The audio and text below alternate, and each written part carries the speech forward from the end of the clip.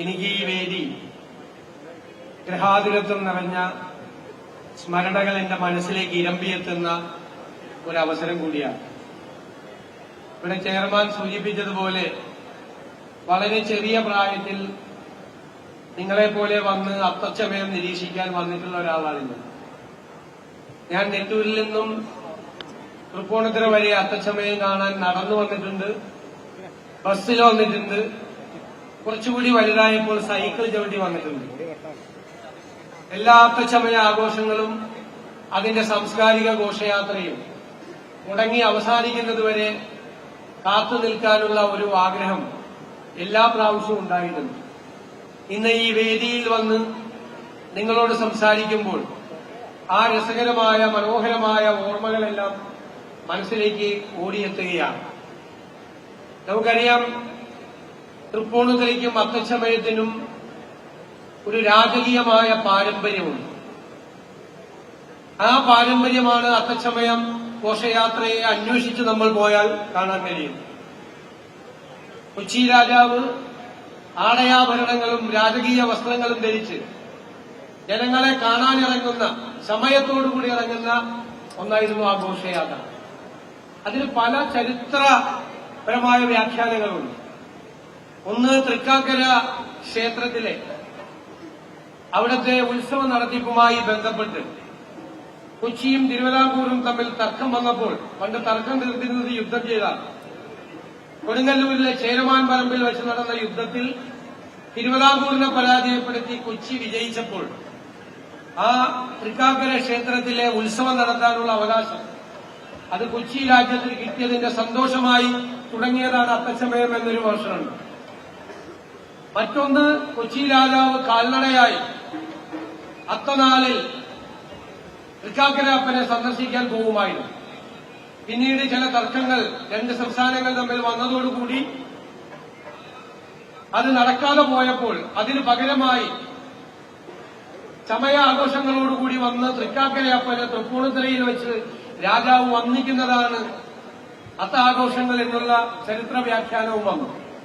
എന്തായാലും വർഷങ്ങളായി ഇടയ്ക്കൊന്ന് മുടങ്ങിയെങ്കിലും പിന്നീട് 61 വീണ്ടും ഇത് ആരംഭിച്ചു വളരെ ഭംഗിയായി കൊണ്ടുപോവുകയാണ് അത്തച്ചമയ ആഘോഷങ്ങൾ. ഇതിന് ഏറ്റവും വലിയ പ്രത്യേകത, ഇതിന്റെ തുടക്കകാലം മുതൽ ഇതൊരു മതസൗഹാർദ്ദത്തിന്റെ ആ ഒരുമ വിളിച്ചോതുന്ന ഒന്നുകൂടിയായിരുന്നു. രാജാവ് തുടങ്ങിയ കാലത്ത് തന്നെ മുസ്ലിം പ്രതിനിധിയായി നെട്ടൂരിലെ തങ്ങൾ, ഇവിടെയുണ്ട് അദ്ദേഹത്തിന്റെ പ്രതിനിധി, അതുപോലെ നമ്മുടെ കരിങ്ങാച്ചിറ കത്തന അതിന്റെ പ്രതിനിധി ഇവിടെയുണ്ട്, ചെമ്പിൽ അരയൻ, കൊച്ചി രാജ്യത്തിന്റെ നാവികസേനാ തലവനായിരുന്നു ചെമ്പിൽ അരയൻ, ധീവര സഭയെല്ലാം പ്രതിനിധാനം ചെയ്തുകൊണ്ടുള്ള ചെമ്പിൽ അരയൻ, അവരെല്ലാം ഈ ഘോഷയാത്രയോടൊപ്പം ഉണ്ടായിരുന്നു. അപ്പൊ എത്രയോ പതിറ്റാണ്ടുകൾക്കപ്പുറവും കൊച്ചി രാജ്യവും ഈ തൃപ്പൂണിത്തുറയും മതസൗഹാർദ്ദത്തെക്കുറിച്ച് ഉറക്കെ വിളിച്ചു പറഞ്ഞിരുന്ന ഒരു നാടാണ്. എനിക്ക് തോന്നുന്നത് തൃപ്പൂണിത്തുറയെ നമുക്ക് ഒരു ചരിത്ര നഗരമാക്കി, ഒരു പൈതൃക നഗരമാക്കി ഉയർത്തിക്കൊണ്ടുവരാം. തൃപ്പൂണിത്തുറയ്ക്ക് ആ പൈതൃകമുണ്ട്, രാജകീയ പൈതൃകമുണ്ട്, കലയുടെ പൈതൃകമുണ്ട്, അനുഷ്ഠാന കലകളുടെ പൈതൃകമുണ്ട്. ഇവിടെ ഒരു പൈതൃക നഗരമാക്കി മാറ്റണം. സത്യത്തിൽ നിരവധി കൊട്ടാരങ്ങൾ ഇവിടെ ഉണ്ടായിരുന്നു, നിരവധി കൊട്ടാരങ്ങൾ, 50-ലേറെ കൊട്ടാരങ്ങൾ ഇവിടെ ഉണ്ടായിരുന്നു. ലോകത്തൊരു രാജ്യത്തും ഇത്തരം കൊട്ടാരങ്ങൾ തകർക്കുകയില്ല.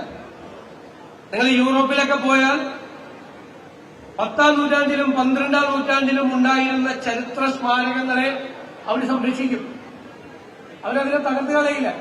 പക്ഷെ ഇവിടെ തൃപ്പൂണിത്തുറയിൽ നിരവധി കൊട്ടാരങ്ങളും പഴയ ചരിത്ര സ്മാരകങ്ങളും ഇല്ലാതായിക്കൊണ്ടിരിക്കുക, ഇപ്പൊ കുറഞ്ഞുകൊണ്ടിരിക്കുക.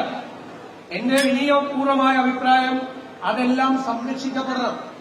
അതൊരു പൈതൃക നഗരമായാൽ അതെല്ലാം സംരക്ഷിക്കപ്പെടും.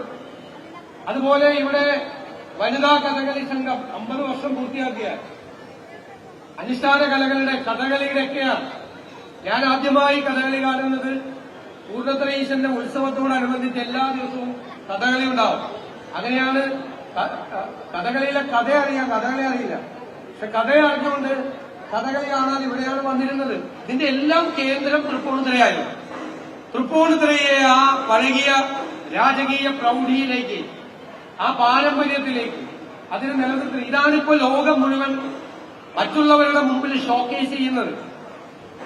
ഞാൻ MLA ആയി 2001 ചെല്ലുമ്പോ പറവൂരിനൊരു ബന്ധം കൂടിയുണ്ട് തൃപ്പൂണിത്തുറയിൽ. എന്താ കാര്യം? കൊച്ചി രാജ്യത്തിന്റെ പ്രധാനമന്ത്രിയായിരുന്ന പാലിയത്തച്ഛന്റെ നാട് പറവൂരിലെ ചേന്നമംഗലത്താണ്, അല്ലേ? അതാണ് കൊച്ചിയും പറവൂരും തമ്മിലുള്ള ബന്ധം. പിന്നെ കൊച്ചി തിരുവിതാംകൂറിന്റെ അതിർത്തിയാണ്. പറവൂരി ചെന്നാൽ നിങ്ങൾക്ക് കൊതിക്കല്ല് കാണാം. കൊതിക്കല്ല് എന്താ? കൊതിക്കല്ല് മറ്റേ കൊതിയല്ല, നമ്മുടെ കൊതിയല്ല.